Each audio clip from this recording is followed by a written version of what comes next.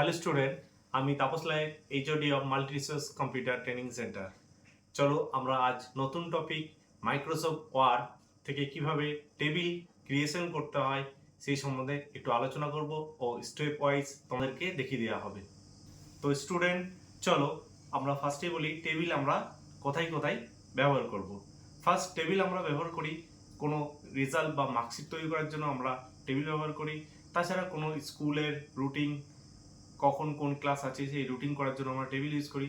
তাছাড়া আমাদের খুবই vital part CV curriculum data তৈরি করার জন্য আমরা এডুকেশন কোয়ালিফিকেশন লেখার জন্য টেবিলটা খুব ইউজ করি। এই স্টেপগুলো পরপর দিয়ে আমি তোমাদেরকে দেখিয়ে দিচ্ছি। তো স্টুডেন্ট চলো আমরা টেবিলের ডেফিনেশনটা বলে দিই। তো table is a grid of cells organized in rows and column that can be use to present text and numerical data. এটার মানে হচ্ছে টেবিল কতগুলো কলাম আর কতগুলো রোয়ের সমন্বয়ে গঠিত, যেখানে আমরা বিভিন্ন রকম টেক্সট বা ক্যারেক্টার লিখে রাখতে পারি বা নাম্বারও লিখে রাখতে পারি।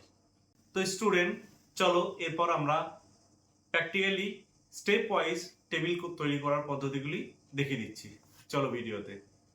তো স্টুডেন্ট আমরা এখন এই টেবিলটি দেখছো, এই টেবিলটার ক্রিয়েশন করব এবং স্টেপ ওয়াইজ আরও কিছু কোশ্চেন থাকবে, সেই কোশ্চেনগুলো আমরা সলভ করব। আচ্ছা স্টুডেন্ট দেখে নাও এই টেবিলটিতে কতগুলি কলাম ও কতগুলি রো আছে। আচ্ছা তোমাদেরকে বলে দিই, এই যে নেম দেখছো, ফিজিক্স, ম্যাথ, টোটাল, এগুলো এক একটা কলাম। আর এখানে আমরা রো কোনগুলো দেখবো, এইদিকে এই যে একটা রো, এই একটা রনিক বলে একটা রো, অরিক একটা রো, রানী একটা রো, রাজ একটা রো, রিমা একটা রো। তাহলে এই যে টেবিলে কি করে রো ও কলামগুলি ইনসার্ট করতে হবে সেটি আমি দেখাচ্ছি, তোমরা পরপর দিয়ে দেখতে থাকো। Click on insert and then table. তো আমাদের এই টেবিলের মধ্যে দেখতে পাচ্ছি যে কলম ও রো চলে এসেছে আমাদের সামনে, আমি একটু বড় করে নিলাম। তো এরপর টেবিলগুলি পরপর দিয়ে আমি টাইপ করে নিচ্ছি টেবিলের ডেটাগুলি। ফার্স্ট হচ্ছে name, physics, math and total. নেমগুলো পরপর দিয়ে লিখে নেব, নাম্বারগুলো একটা দিয়ে দিবে তোমাদের মতো।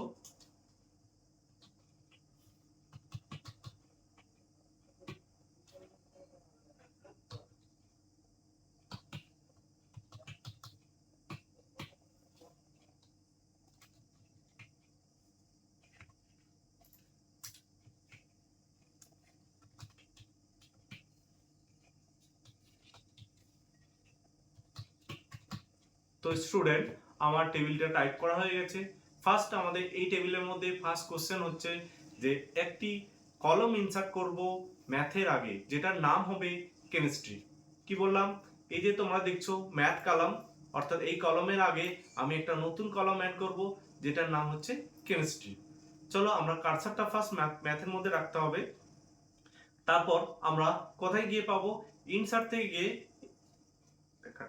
চলো সরি লেআউটে গিয়ে ইনসার্ট লেফট, এখানে আমি নাম লিখে দেবো CHEM কেমিস্ট্রি। এরপর নাম্বারগুলি পরপর দিয়ে ইনপুট করতে হবে আমাকে, একটু দেখে নাও। পরপর দিয়ে আমি ইনপুট করে নিলাম।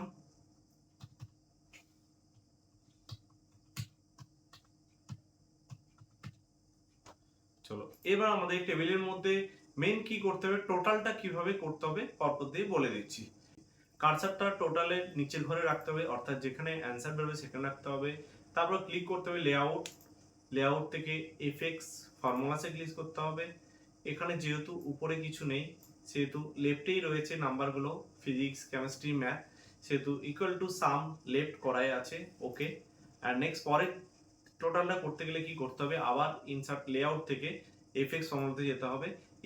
এবার কিন্তু আমার ইকুয়াল টু সাম এভাব চলে, অর্থাৎ এই উপরে আমি যে টোটাল একটা পেয়েছি ওইটা কিন্তু ইন্ডিকেট করছে। তো আমাকে তো উপরে ইন্ডিকেট করলে তো হবে না, আমার লেফট সাইডে যেটা আছে সেটাকে যোগ করতে হবে।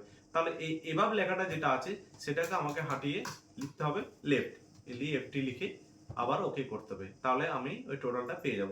নেক্সট সেম ভাবে প্রত্যেকটা করতে হবে, আমি বলে যাচ্ছি পরপর দিয়ে এবং তোমরা দেখে নিও।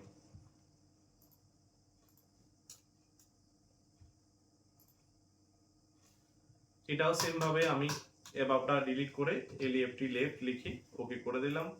অ্যান্ড নেক্সট লাস্ট এটাও এফএক্স ফর্মুলাতে গিয়ে এলএফটিটা এভাবটা ডিলিট করে এলএফটি লিখে দিলাম, দেন ওকে।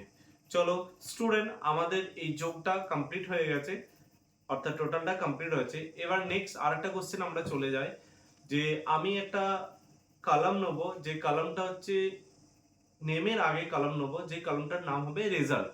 তো সেম ভাবে আবার কার্সারটা নেমের মধ্যে রাখতে হবে। নেক্সট লেআউটের মধ্যে ইনসার্ট লেফট আছে, এখানে নিয়ে নেব। তো আমি এখানে একটু স্টাইল করে রেজাল্ট বলে নাম লিখবো।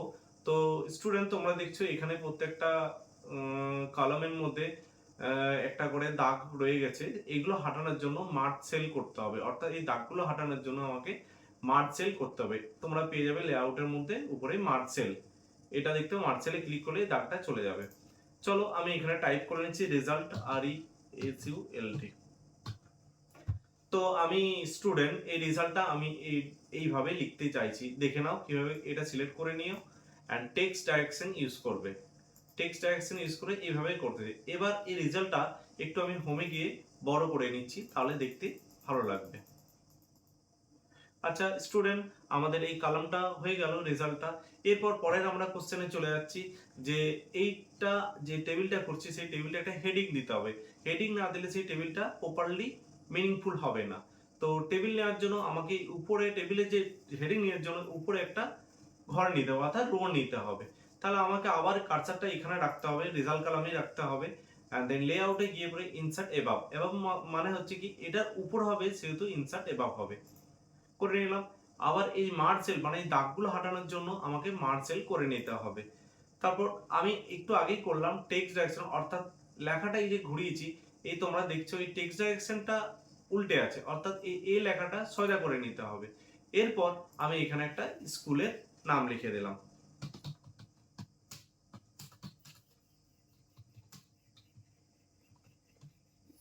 আচ্ছা, এরপর এই স্কুলটা আমি একটু হাইলাইট করে দিব, হোমে গিয়ে আমার হোম মেনু ফন্ট মেনু থেকে প্রত্যেকটা দেখে নেবো, একটু বড় করে নেব, সেন্টার করে নেব। হ্যাঁ, তো স্টুডেন্ট এই টেবিলটা আমার কমপ্লিট হয়েছে। আর টেবিলটা একটা ডিজাইন দিলে আরো অ্যাট্রাকটিভ এবং ভালো দেখতে লাগবে। তো সেটার জন্য আমরা কোথায় যাব একটু আমি দেখিয়ে দিচ্ছি। তো টেবিলটাকে গিয়ে ক্লিক করে রাখতে হবে, টেবিলের মধ্যে ডিজাইনে গিয়ে পরে এখান থেকে একটা টেবিলের ডিজাইন দিতে। এখানে হিউজফুল অনেকগুলো ডিজাইন আছে, যেটা তোমাদের পছন্দ সেটা তোমরা চয়েস করতে পারো। তো স্টুডেন্ট, আমাদের টেবিলটা ক্রিয়েশন হয়ে গেছে, তোমরা দেখে নাও কেমন ভাবে হলো। টাটা।